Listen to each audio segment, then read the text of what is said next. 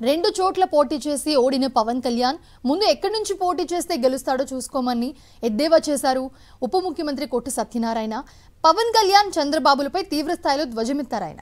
పవన్ కళ్యాణ్ నిమిషానికో మాట మాట్లాడతారని విమర్శించారు. 2024లో మళ్లీ సీఎం అయ్యేది జగన్మోహన్ రెడ్డి మాత్రమే అన్నారాయన. పవన్ కళ్యాణ్ ఏ రోజు ఏ మాట మీద నిలబడ్డాడు కాబట్టి అతను మాట్లాడగలుగుతాడు. పవన్ కళ్యాణ్కి జగన్మోహన్ రెడ్డి ఉండటం ఇష్టం లేదు. ఇష్టం లేదంటే పవన్ కళ్యాణ్ మాట ఇనేవాడు ఎవడున్నాడు. సీఎం అనే కుర్రోళ్ళే పవన్ కళ్యాణ్ పోటీ చేసిన 2 చోట్ల పోటీ చేస్తూ ఓడించారు. వాళ్ళే మాటల వరకే వాళ్ళు చెప్పేది, ఓట్లు మాత్రం జగన్మోహన్ రెడ్డి గారికి వేస్తారన్నది అతనికి ఇంకా అర్థం అవట్లా.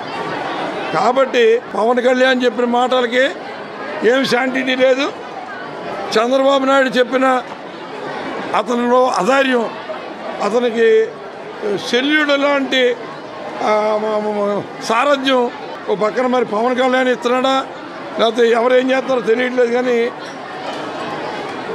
చంద్రబాబు నాయుడుకి మాత్రం దింపుడు కళ్ళు ఇంకా మన పని అయిపోయిందన్న ఆలోచనకు వచ్చేసి ఏదో కాపాడడం జగన్మోహన్ రెడ్డి గారు మీద వేయాలనే ఆలోచనతో మాట్లాడుతున్నారు. కానీ ఎలక్షన్లో అక్కడక్కడ క్యాండిడేట్స్ని మార్చడం అన్నది సర్వసాధారణమైన విషయం.